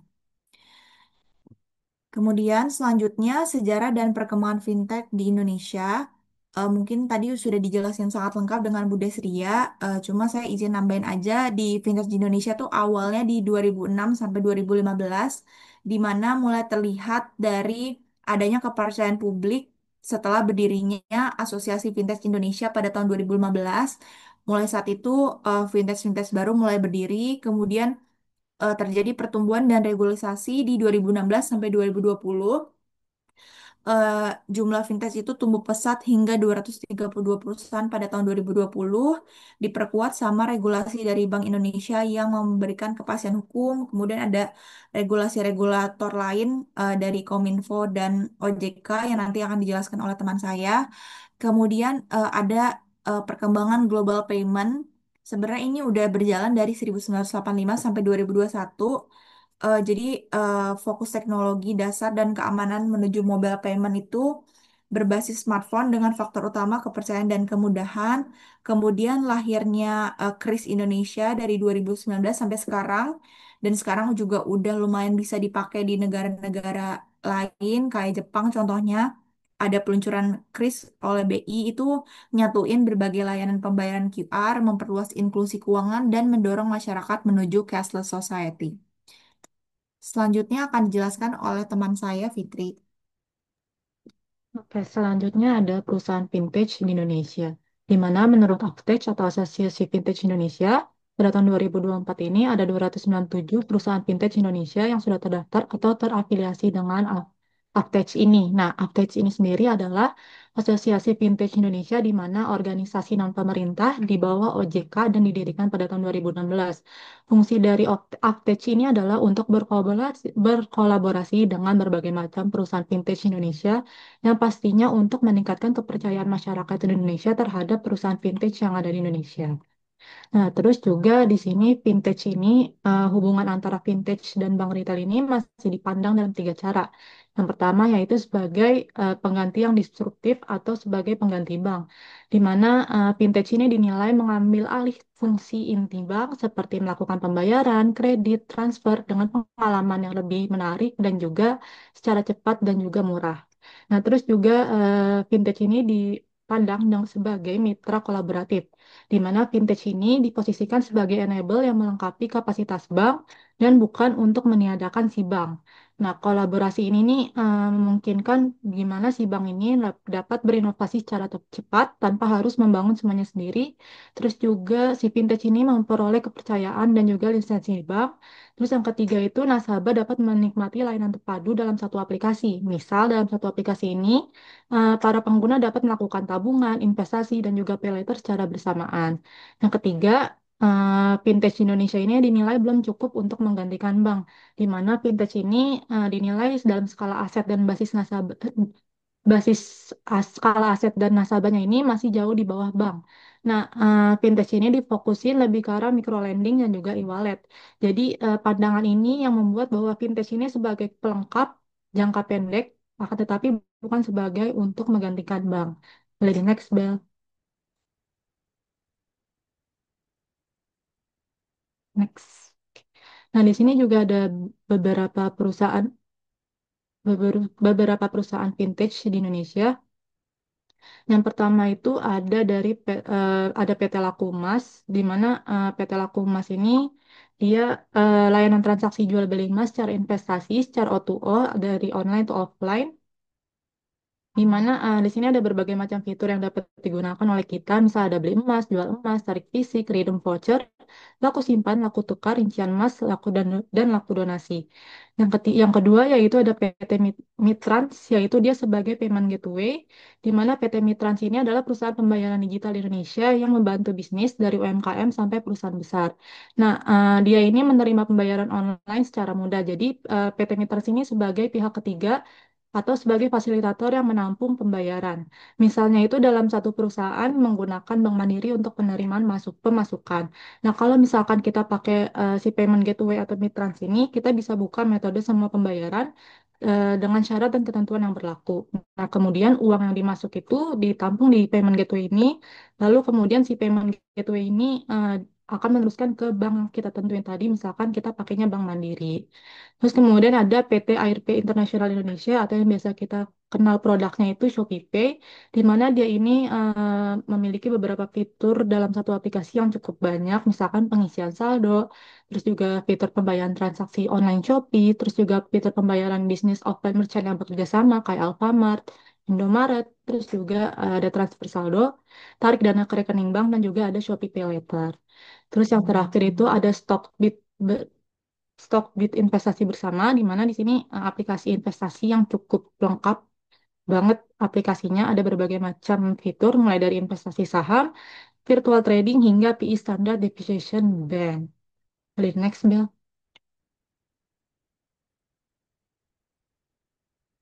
Nah, di sini ada 5 perusahaan fintech dengan pendanaan terbaik di Indonesia pada tahun 2025, di mana yang pertama ini ada Kredivo Holdings yang mendapatkan pendanaan sebesar 660 juta dolar atau sekitar 11 triliun. Nah, Kredivo ini kan di bidang buy now pay later. Dia ini juga naungin dari Krom Bank Indonesia dan juga pinjaman Kredifast. Jadi dia ini produk yang ditawarkan sama Kredivo ini ada kredit instan, terus juga pinjaman pribadi dan juga layanan perbankan. Nah, si Kredivo ini termasuk dalam series pendanaan funding series D pada tahun 2023 dan statusnya itu sebagai salah satu perusahaan startup yang cukup besar atau bisa dibilang sebagai unicorn dengan investor utamanya itu mulai dari Jungle Ventures dan juga Alpha GYC. Yang kedua yaitu ada Sendit, di mana mereka mendapatkan, di mana Sendit ini sama seperti Mitrans atau sebagai payment gateway, dia ini dapat dana sebesar 538 juta US dollar atau setara dengan 9 triliun, dan dia ini termasuk kategori series D pada tahun 2022 dengan dia ini menaungi beberapa perusahaan besar di Indonesia seperti Grab, Wise, Traveloka, Samsung Indonesia, sama juga Shopback. Yang ketiga yaitu ada Aku Laku, di mana total pendananya ini sekitar 430 juta dolar atau setara dengan 7,2 triliun. Nah, awalnya ini si Aku Laku ini fokus pada buy now pay later, tapi dia lama-lama berkembang dari menciptakan investasi digital melalui asetku dan juga perbankan lewat Bank Neo e-commerce. Nah, beberapa investor terbesarnya itu ada dari Ant Group, terus juga ada IDG Capital, di mana dia ini eh, series pendananya itu dalam series E pada tahun 2022. Terus yang keempat yaitu ada Investri, di mana total pendanaan yang didapat yaitu sebesar 254 juta dolar atau setara dengan 4,2 triliun. Nah, dia ini biasanya investor ini peer-to-peer lending untuk UMKM dan juga bisa untuk bisnis untuk pembiayaan faktur atau invoice financing. Nah, si investor ini dia termasuk dalam golongan pendanaan series D dengan investor utamanya itu ada dari SBA Group, terus juga BRI Ventures. Yang kelima, yang terakhir itu ada dari Dana, di mana pada tahun 2025 ini Dana berhasil menempati posisi kelima dengan pendanaan sebesar 250 juta US dollar atau setara 4,2 triliun. Nah, eh, Dana ini cukup sangat berkembang yang mendapatkan dia ini fokus utamanya itu ada dompet digital, terus juga QRIS, juga transfer peer-to-peer lending, terus juga ekosistem dari e-commerce itu sendiri. Dan dia ini juga berstatus sebagai salah satu unicorn terbesar di Indonesia. Lady next, Bel. Nah, ini ada salah satu perusahaan vintage di dunia. Kita pakai contohnya yang itu ada di Malaysia, di mana berdasarkan sebagai salah satu negara yang bertetangga di Indonesia, Malaysia juga memiliki tingkat vintage yang cukup tinggi, yakni berdasarkan Malaysia Report Vintage Map pada tahun 2023, ada 313 perusahaan vintage yang didukung oleh Bank Negara Malaysia dan juga Securities Commission Malaysia, di mana dia ini aktif untuk membuat regulasi dan juga regulator utama dari Malaysia ini ada Bank Negara Malaysia dan juga dari Komisi Sekuritas Malaysia. Boleh di next, Bel. Nah, terus juga di sini itu ada laporan atau dari perkembangan vintage di Malaysia, di mana online banking di Malaysia ini meningkat 7,2% dibandingkan tahun sebelumnya. Hal ini dapat dipengaruhi dengan adanya penggunaan dari duit now, QR codes, dan perangkat mobile yang makin luas. Terus juga di sini ada data ECF dan peer-to-peer lending yang menjadi sumber pendanaan yang populer di Malaysia. Nah, dia ini bahkan dapat pendanaan di atas 1,6 miliar US dollar. Hal ini yang menandakan bahwa pergeseran besar dalam tren pembiayaan startup dan UMKM ini dari model tradisional ke platform digital. Jadi next deh. Nah, di sini ada beberapa perusahaan vintage Malaysia top 2025-nya itu ada Stripe, Klarna, Ripple, dan juga TradingView, dan juga Cime. Di mana Stripe ini fokus utama layanannya itu ada platform pembayaran. Terus kalau Klarna ini pembayaran online atau buy now pay later. Terus Revolut ini super app keuangan global untuk tukar mata uang. Terus juga ada TradingView. Terus juga ada Skrill yang mendapatkan funding 2,3 miliar US dollar. Next, Beth. Nah, untuk perusahaan vintage terbaik selama tahun 2025 ini, berdasarkan vintage global ini ada di kuartal 1 2025, ada top 10-nya, di mana Amerika ini berhasil menduduki 70% dari top 10 ini, di mana ada 7 perusahaan dari Amerika.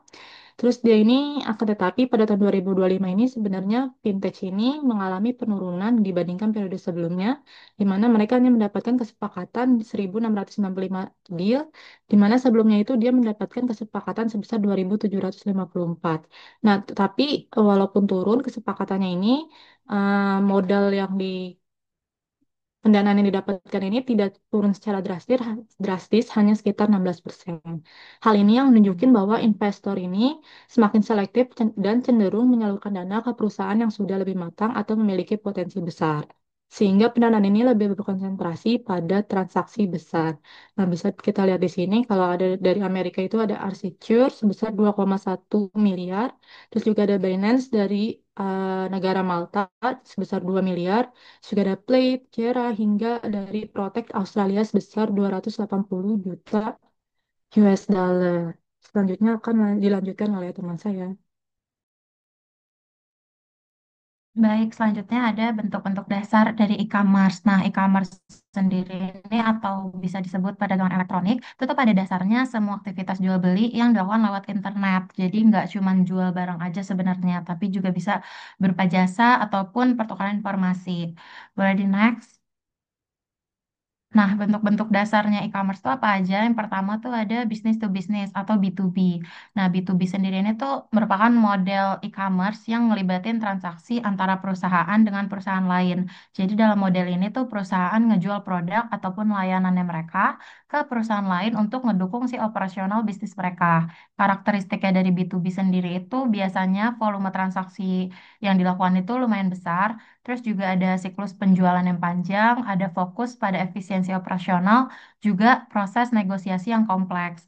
Nah, contohnya B2B di Indonesia tuh apa aja? Yang pertama tuh ada Indo Trading, itu tuh platform perdagangan antar perusahaan. Terus juga ada mbis.co, itu tuh marketplace-nya B2B untuk UMKM. Sama ada Ralali. Nah, Ralali ini nih platform enforcement untuk kebutuhan bisnis.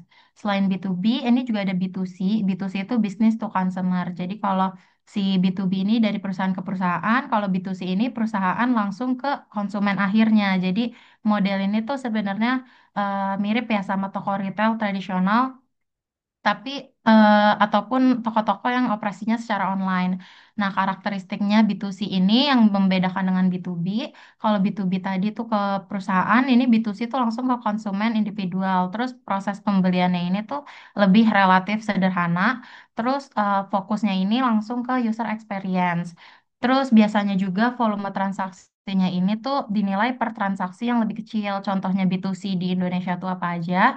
Contohnya tuh yang pertama ada Tokopedia, terus ada Shopee itu platform belanja online, ada Blibli sama ada Zalora. Zalora tuh fashion e-commerce. Terus selanjutnya ada B2G, Business to Government. Kalau B2B perusahaan-perusahaan, B2C perusahaan ke konsumen langsung. Kalau B2G ini transaksi perusahaan ke instansi pemerintah. Jadi umumnya tuh biasanya berupa tender ataupun kontrak proyek. Nah, karakteristiknya sendiri karena ini langsung ke pemerintah, jadi regulasinya lumayan ketat, terus prosesnya lebih formal, dan nilai transaksinya ini lumayan besar. Contohnya di Indonesia itu ada LPSE, itu layanan pengadaan secara elektronik, atau juga ada e-procurement pemerintah daerah kementerian. Boleh di next.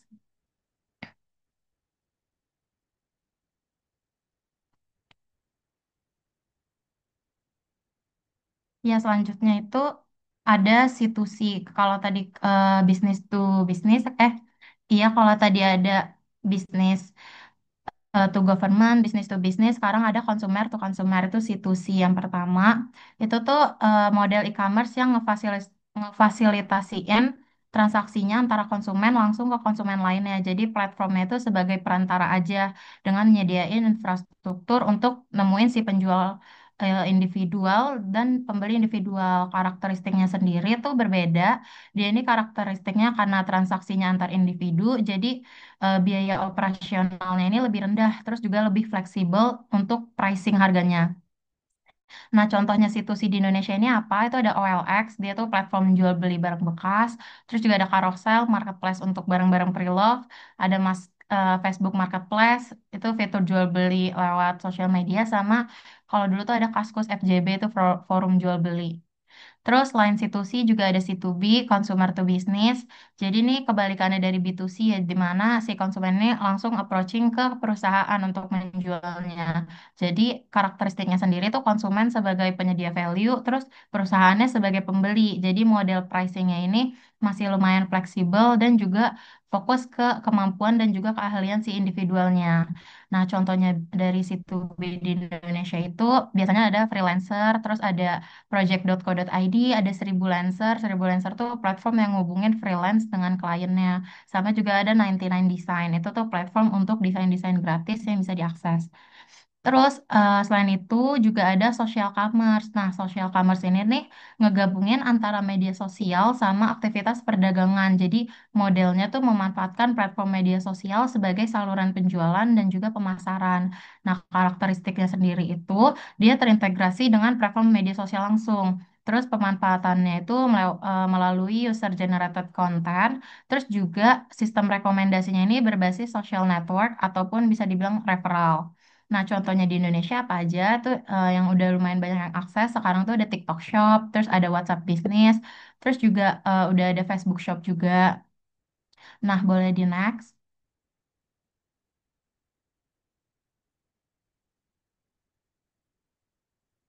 Eh, Selanjutnya ada ekosistem pendukung e-commerce.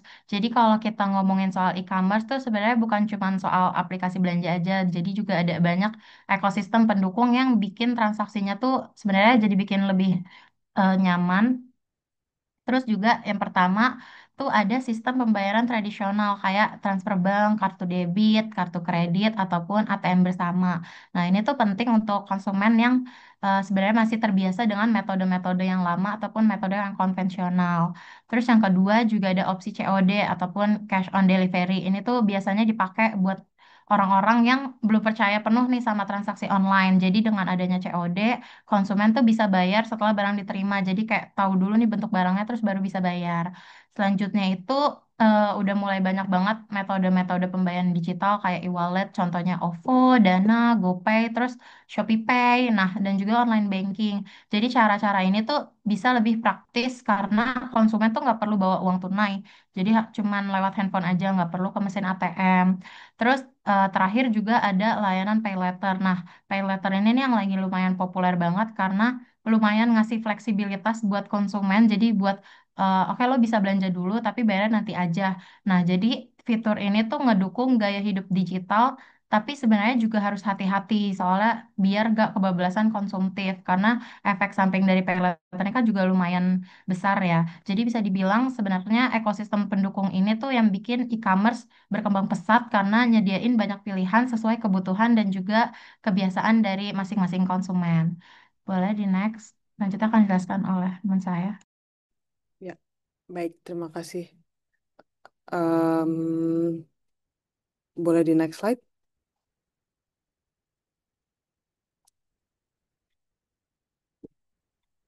Apakah slide-nya sudah ganti?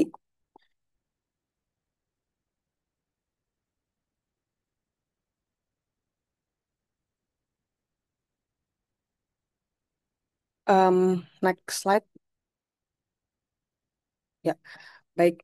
Di sini saya akan menjelaskan bentuk dasar fintech yang merujuk dari buku Teknologi Finansial dari Ibu Umi. Nah, di buku ini menjelaskan bahwa dasar fintech itu dibagi menjadi 4 bagian. Yang pertama itu adalah payment, clearing, dan settlement. Payment, clearing, dan settlement ini adalah layanan infrastruktur yang memastikan bahwa proses transfer uang, penyelesaian transaksi, serta pencatatan kepemilikan aset berjalan dengan aman dan cepat. Sistem ini menjadi tulang punggung aktivitas transaksi keuangan modern sekarang ini. Jadi intinya ini adalah sistem pembayaran. Jadi bayangin kalau kita mau transfer uang, belanja online, atau bayar tagihan, sistem ini tuh yang ngurusin biar uang kita sampai ke tujuan dengan aman, cepat, dan pasti. Ada juga sistem clearing sama settlement, ibaratnya kayak ngecek dan nyocokin transaksi antar bank biar nggak ada yang salah hitung. Nah, di sini contoh app-nya itu ada Doku, Vinet, IPmu, dan contoh infrastruktur di Indonesia itu ada yang pertama BIRTGS atau Real Time Gross Settlement. Jadi ini transfer besar antar bank secara real time. Kemudian ada SKNBI, Sistem Clearing Nasional BI, yaitu penyelesaian transaksi retail secara batch. Dan ada BISSSS, yaitu Scriptless Security Settlement System, yaitu supaya penyelesaian transaksi surat berharga tanpa warkat. Nah, manfaat dari payment ini adalah bisa bayar lebih cepat, jadi real time. Kemudian biaya buat merchantnya juga jadi lebih murah, dan juga semua transaksi jelas dan pastinya selesai. Namun ada resikonya, yaitu bisa ada fraud atau penipuan, kemudian masalah data, dan sistem yang nggak nyambung antar bank.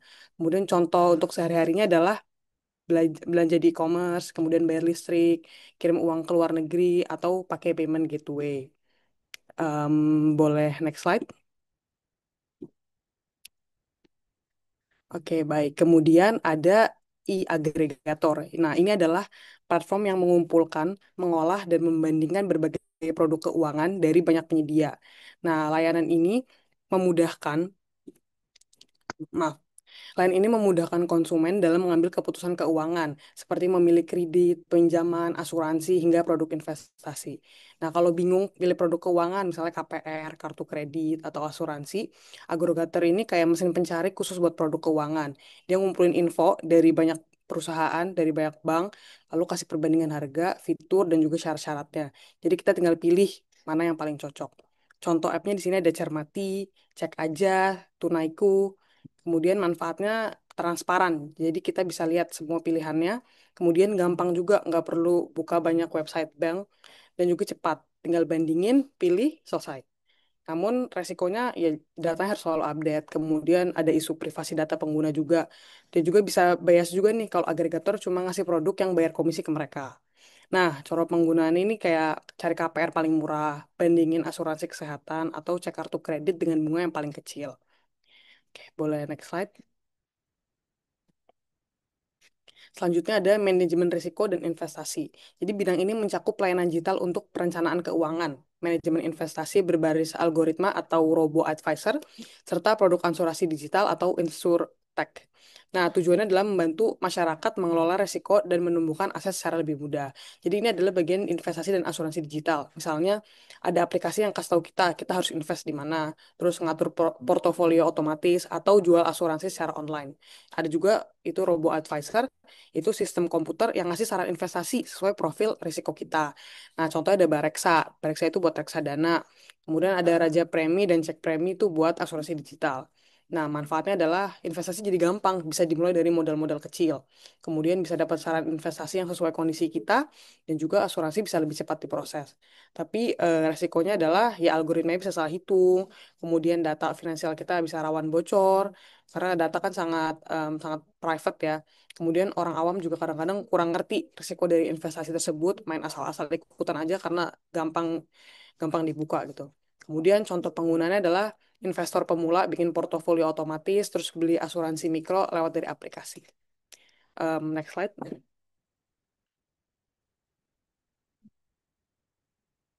Baik, selanjutnya ada peer-to-peer lending atau P2P lending. Nah, ini adalah platform yang mempertemukan secara langsung pemberi dana, investor atau pendana dengan peminjam tanpa melalui jual perbankan tradisional. Nah, platform ini berperan sebagai fasilitator yang umumnya biasanya dapat keuntungan tuh dari fee transaksi. Jadi ini kayak mirip ya bahasanya pinjol lah, tapi lewat platformnya khusus. Jadi ada pendana orang yang punya duit, kemudian ada peminjam, biasanya tuh UMKM atau individu yang sangat-sangat lagi butuh dana gitu. Nah, mereka ditemuin lewat aplikasi, nah platformnya dapat untungnya dari free transaksinya. Jadi contoh appnya ada Modalku, Investri, dan juga Amarta seperti yang tadi em, Ibu Destria jelaskan. Kemudian manfaatnya itu ada tentunya sangat membantu UMKM yang kesulitan minjem di bank. Kemudian pendana juga bisa dapat bunga lebih tinggi daripada depositanya. Kemudian resikonya itu ada kemungkinan peminjam gagal bayar.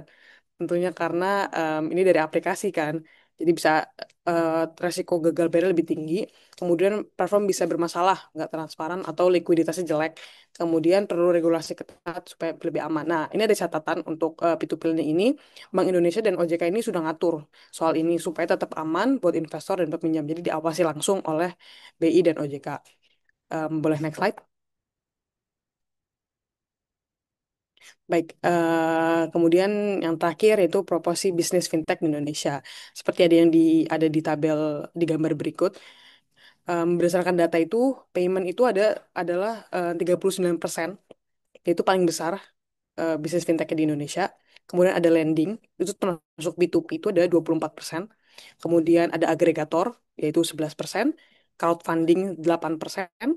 Personal dan financial planning ini 7%. Dan lainnya ada 11%. Jadi ini menandakan bahwa mayoritas fintech di Indonesia ini masih fokus ke pembayaran dan pembiayaan. Jadi yang menjadi tulang punggung fintech kita adalah dua hal tersebut. Nah, kesimpulannya dari presentasi saya ini adalah ada 4 bentuk utama fintech, yaitu payment, agregator, investasi, atau asuransi digital, dan juga P2P lending. Semua ini intinya bikin keuangan jadi lebih mudah, lebih cepat, dan bisa diakses sama semua orang. Nah, tapi juga ada resikonya. Resiko paling besar adalah keamanan data, dan juga gagal bayar, dan perlunya regulasi yang lebih ketat. Jadi ke depannya nih fintech ini bakal selalu penting karena bisa membantu masyarakat untuk lebih melek sama finansial. Kemudian UMKM juga gampang dapat modal dan transaksi sehari-hari jadi semakin praktis. Boleh next slide? Nah, sekian presentasi dari kelompok kami. Kurang lebihnya mohon maaf. Bila ada yang ingin ditanyakan, dipersilahkan. Oke, silakan jika ada yang ingin bertanya kepada kelompok yang presentasi, bisa raise hand.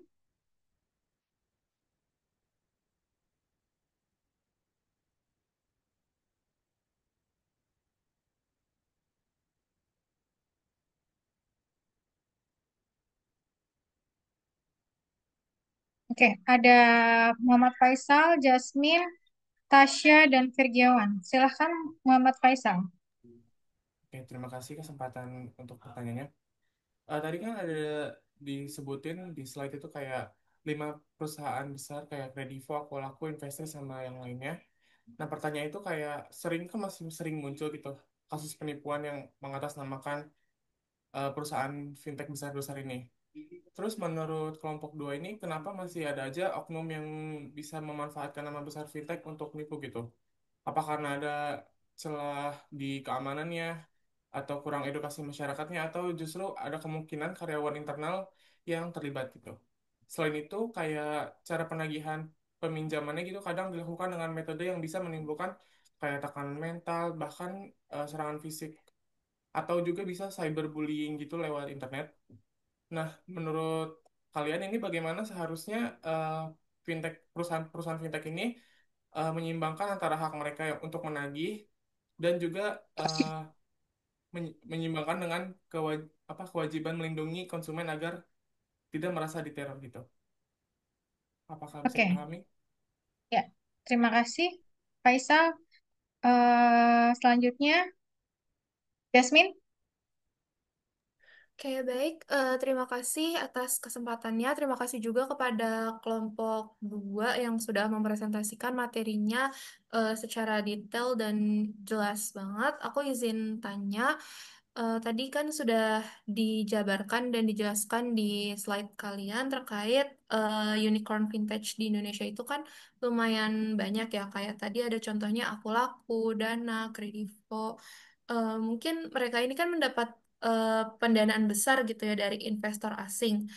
Nah, apakah dengan banyaknya vintage yang mendapatkan pendanaan besar dari investor asing itu berpotensi menimbulkan ketergantungan terhadap pihak asing atau pihak luar?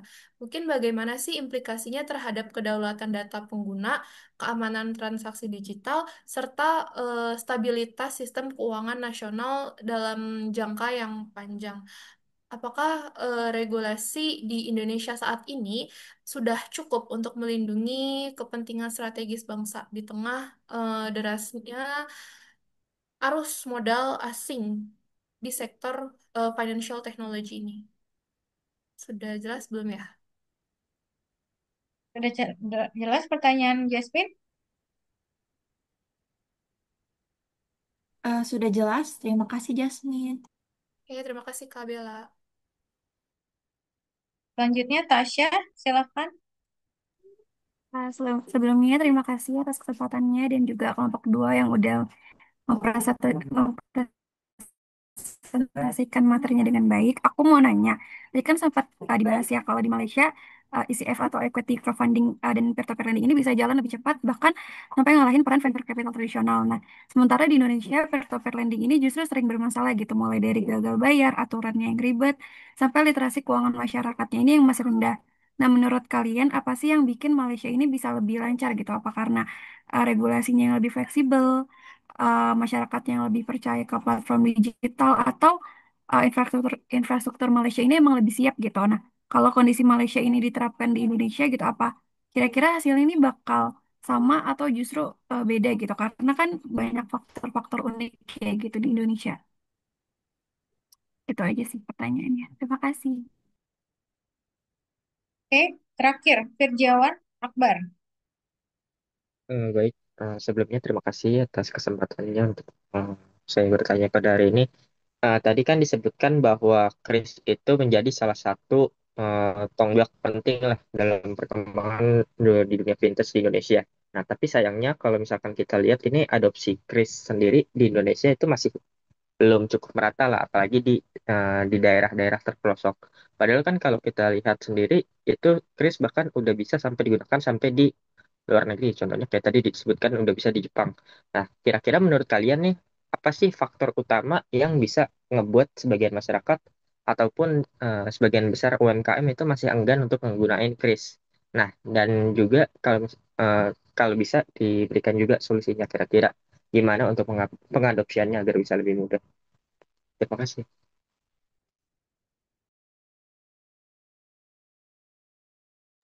Baik, terima kasih. Sudah 4 pertanyaan. Kita kasih waktu kepada kelompok yang presentasi untuk diskusi ya. Baik Ibu, terima kasih.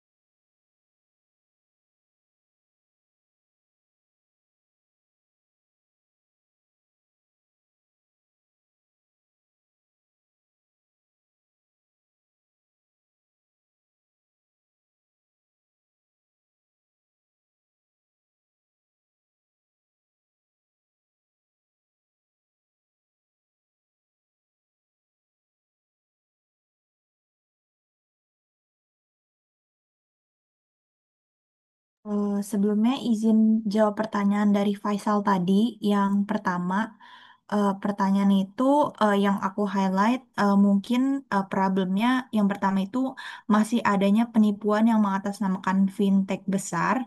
Kemudian ada cara penagihan pinjaman yang menimbulkan teror.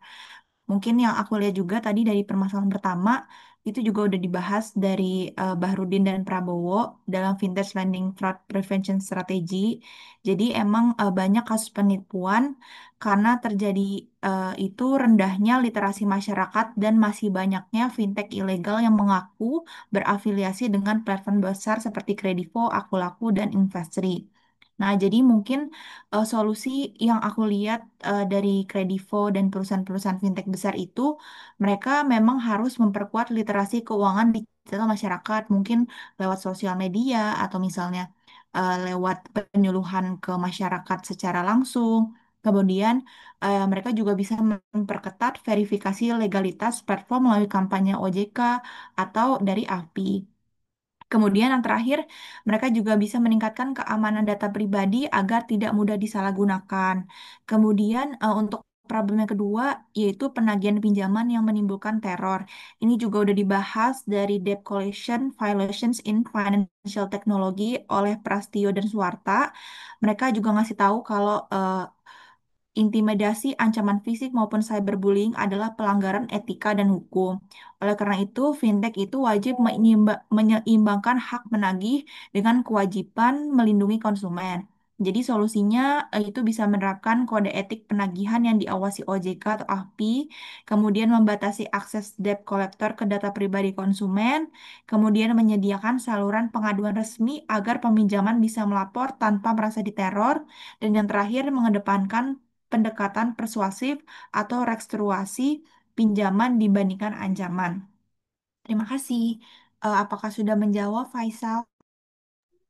Sudah, Kak. Makasih. Sama-sama. Saya mau menambahkan nih sedikit. Mungkin kalian bisa baca kasusnya OJK ya. Di kasus OJK itu tidak ada masalah dengan literasi digital si konsumennya, korbannya. Tapi memang ada masalah di sistemnya. Jadi kan kita ngomongin fintech ini nggak cuma pinjaman online ya, tapi fintech, investech itu juga kategori fintech kayak Ajaib. Nah, coba kamu baca kasusnya Ajaib. Itu ada kasus mengenai apa namanya kegagalan sistem ya. Jadi Ajaib ini kan kayak Bibit, kayak Stockbit. Kita pengen beli saham, nggak perlu di perusahaan sekuritas, tapi bisa pakai aplikasi mereka. Nah, kalau kita beli saham itu biasanya pilihannya memang ada dua, pakai kas kita sendiri, itu kita transfer ke rekening bank kustodian, eh, kita beli pakai uang kas kita sendiri atau pakai margin. Margin itu kayak leverage yang diberikan oleh si perusahaan sekuritas atau utang. Jadi kita nggak punya duit nih, nggak punya cash, kita bisa pinjam sama si perusahaan sekuritas. Sama juga si Ajaib ngasih fasilitas itu. Nah, sistemnya adalah dia secara otomatis ke bukan ke cash. Otomatisnya itu ke margin. Di mana ketika kamu otomatis ke margin, kalau kamu ngutang apa sih? Konsekuensinya kan kamu bayar bunga ya. Nah, itu. Jadi memang sengaja diarahkan sistemnya itu seolah-olah si konsumen itu belinya pakai margin, padahal dia maunya belinya pakai cash. Gitu. Tapi secara sistem dia diotomatisasi ke margin. Itu ada kasusnya bisa dibaca di internet ya. Itu saya nggak tahu perkembangannya sampai sekarang dimediasi oleh OJK karena OJK kan ada peran sebagai regulator ya untuk fintech. Dia kan aja bukan sistem pembayaran ya, jadi di bawah OJK. Dimediasi oleh OJK. Kayaknya sih diganti rugi ya oleh si Ajaibnya. Cuma kan kegagalan sistem itu seolah-olah seperti disengaja gitu. Kalau masyarakatnya nggak speak up, nggak aware, wah kok jadi ya udah gitu, jadi seolah-olah dibiarin aja. Mungkin karena nominalnya kecil, tapi kalau nominalnya besar, mungkin banyak yang speak up juga. Karena kita ngelihat dari, kamu ngelihat di laporan keuangannya si Ajaib, itu ada pendapatan dari bunga yang meningkat sangat signifikan. Dari bunganya dari mana? Dari margin. Margin yang dikasih ke investor. Gitu. Jadi kadang si fintech ini nakal juga gitu. Dia gimana cari celah biar kebodohan dari konsumen, dari user ini dimanfaatkan. Gitu. Nah, untungnya si user ini yang terakhir ini saya agak lupa ya, kamu bisa cek juga IG-nya. Dia cerita kronologinya kenapa bisa sampai kena scam ya dari Ajaib ini. Scamnya itu mungkin hmm, Ajaib bisa berdalih bahwa itu error, human error atau apa namanya kesalahan sistem. Tapi kalau misalnya dia emang banyak korbannya sengaja dan tidak diperbaiki kan kalau misalnya ada komplain harusnya diperbaiki kan. Kok bisa kok otomatis ke margin sih kenapa nggak pakai cash? Harusnya setelah ada komplain pertama nggak ada komplain-komplain berikutnya, tapi ini dibiarkan saja gitu. Seolah-olah memang justru itu jadi eh, apa? Jadi celahnya si Ajib untuk mendapatkan pendapatan lain dari eh, bunga ini, dari marginnya ini gitu. Jadi kadang fintechnya juga yang nakal. Nah itu peran dari OJK ya sebagai regulator untuk melindungi konsumen kan gitu. Jadi memang harus semua orang tuh harus apa namanya nggak cuma masyarakat yang terliterasi dengan baik, regulatornya juga berperan gitu untuk melindungi konsumen dari fintech-fintech yang bandel ini. Oke, cukup. Baik, Ibu, saya izin melanjutkan menjawab pertanyaan dari Tasya. Menurut kami, apa sih yang bikin Malaysia bisa lebih lancar P2P-nya? Dan kalau kondisi Malaysia ini diterapkan di Indonesia, kira-kira hasilnya bakal sama atau justru beda karena ada faktor yang berbeda di Indonesia. Menurut saya ada beberapa alasan kenapa ICF dan P2P lending di Malaysia bisa lebih lancar dibanding Indonesia. Pertama, regulasi di Malaysia lebih cepat beradaptasi. Terus sejak awal Komisi Sekuritas Malaysia ini udah bikin aturan yang jelas, tapi tetap fleksibel. Jadi pelaku usaha bisa tetap lebih leluasa untuk buat inovasinya. Kemudian yang kedua, literasi keuangan masyarakat Malaysia relatif lebih baik. Mereka udah terbiasa menggunakan layanan keuangan digital dan lebih ngerti soal resiko. Jadi kepercayaan terhadap platform ICF dan P2P-nya juga lebih tinggi itu dibanding dengan masyarakat Indonesia. Kemudian ketiga, infrastrukturnya memang lebih siap mulai dari sistem pembayaran online-nya, identitas nasionalnya yang terintegrasi, sampai akses internet yang lebih merata. Hal ini bikin proses verifikasi maupun transaksi jadi lebih lancar. Nah, kalau misalnya model Malaysia diterapkan di Indonesia, hasilnya mungkin nggak bisa langsung sama, karena di Indonesia tantangannya beda. Jumlah penduduknya besar, terus tapi literasi keuangannya masih sangat rendah.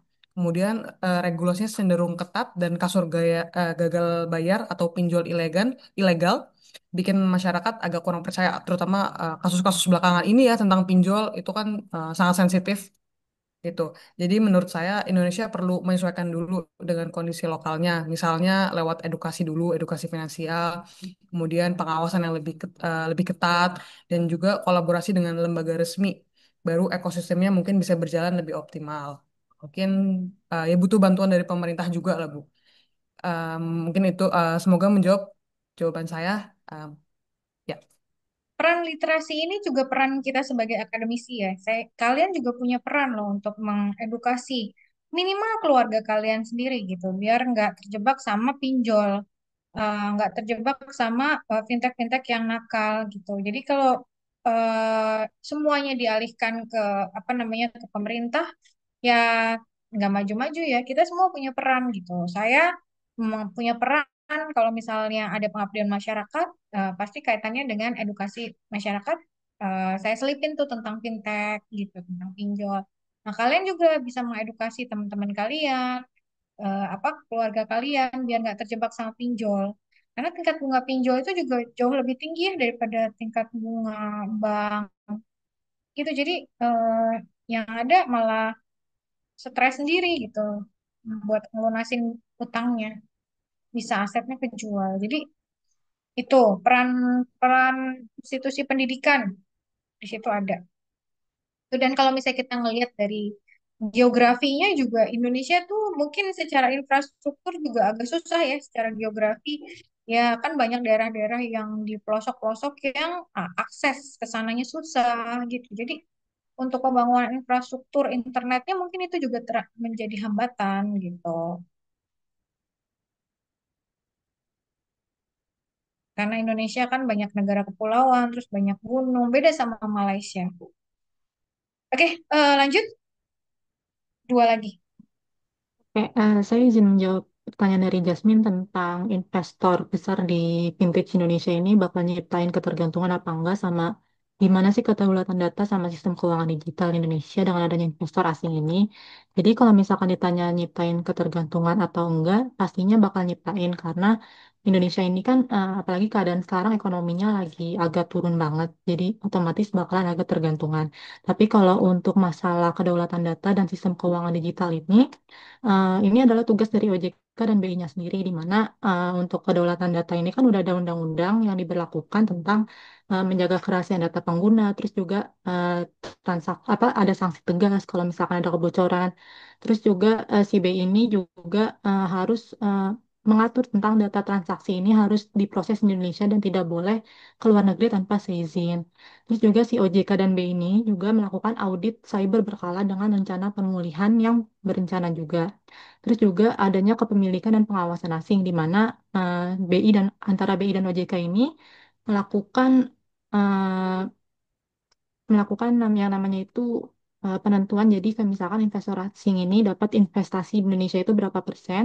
Terus juga aliran dana dan laporan keuangannya ini juga dipantau untuk mencegah dana yang mencurigakan. Terus juga ada sistem keuangan di mana BI ini menetapkan keamanan cyber dan ketahanan operasional bagi penyelenggara sistem pembayaran dan juga adanya regulator dan juga sandbox OJK dan BI yang dipakai untuk uji coba inovasi vintage dalam ruang terbatas dan itu sebelum diterapkan luas. Kira-kira seperti itu, Jasmine. Jawab tidak. Terima kasih. Ya, tadi pertanyaannya apa? Sorry. Dengan adanya kayak si investor asing ini kan bakalan nyiptain ketergantungan Indonesia ke mereka, Bu. Nah, terus gimana kedaulatan data sama keuangan digital di Indonesia itu sendiri? Apakah akan aman atau gimana ke depannya? Saya kira kayak Hmm. gitu. Perlindungan data tadi ada peran regulator ya di situ ya, OJK terutama kalau misalnya berkaitan dengan fintech selain pembayaran. Kalau berkaitan dengan sistem pembayaran berarti ada di bawah kewenangannya BI. Nah, tapi sebenarnya kalau kita ngomongin keamanan data ya, sekelas kementerian aja datanya bisa bocor gitu. BPJS bisa bocor. Jadi nggak usah fintech sekelas kementerian yang harusnya memang keamanan datanya terjamin ya, data-data BPJS, data-data eh, PNS aja bocor loh. Data-data BKN, data BKN karena saya baca berita ya, data-data ASN ini bocor. Dan BKN tuh sempat bersurat ya ke Barreskrim terkait kebocoran data itu. Jadi hmm, banyak celah ya gitu yang memang ya namanya teknologi ya yang menciptakan manusia ya banyak celahnya juga. Jadi memang kita sendiri yang harus berhati-hati juga dalam memberikan data.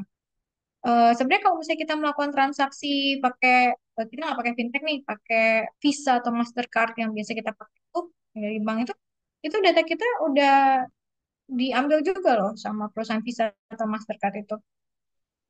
Gitu. Jadi untuk keamanan data ini memang eh, tricky ya. Maksudnya ini peran dari masyarakatnya untuk lebih terliterasi dengan baik, dari OJK-nya juga, kemudian dari fintech-nya juga yang memberikan tingkat keamanan yang berlapis gitu. Misalnya enkripsi data.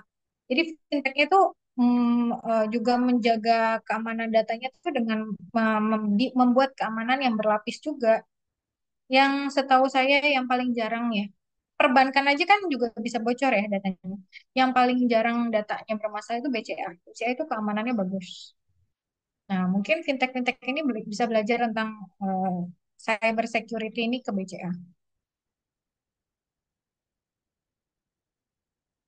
Jadi nggak jarang ada kasus kebobolan itu dari BCA itu jarang dibandingkan bank-bank yang lain.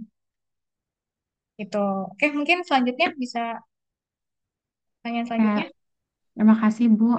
Selanjutnya saya izin menjawab pertanyaan dari Virgiawan soal pertanyaannya mengapa QRIS ini belum merata ya untuk penggunaannya kayak di daerah-daerah pelosok dan kira-kira faktor utama juga solusinya itu seperti apa.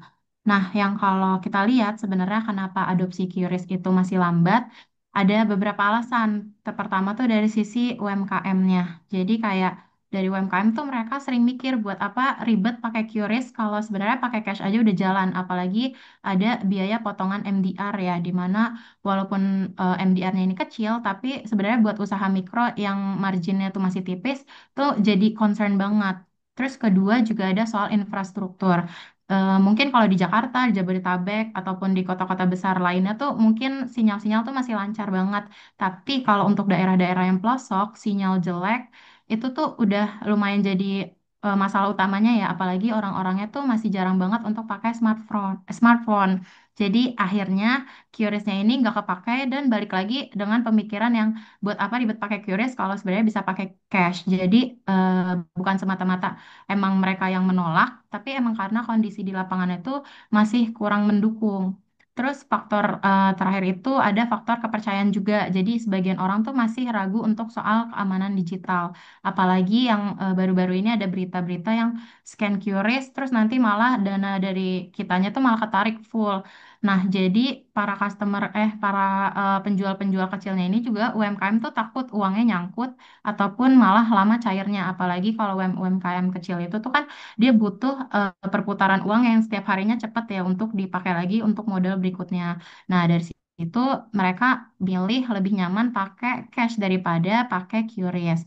Untuk solusinya sendiri, menurut saya tuh emang harus ada dari dua arah sih. Jadi emang dari pemerintah dan juga penyedia layanan si QRIS-nya ini bisa kasih insentif dan juga kemudahan. Misalnya dari MDR-nya ini kalau bisa untuk usaha-usaha mikro direndahkan kembali ataupun dikasih beberapa promo menarik. Sementara kalau untuk dari sisi edukasinya juga harus lebih konseptual. Jadi bukan sekadar sosialisasi formal aja kalau QRIS ini bisa dipakai gini gini gini.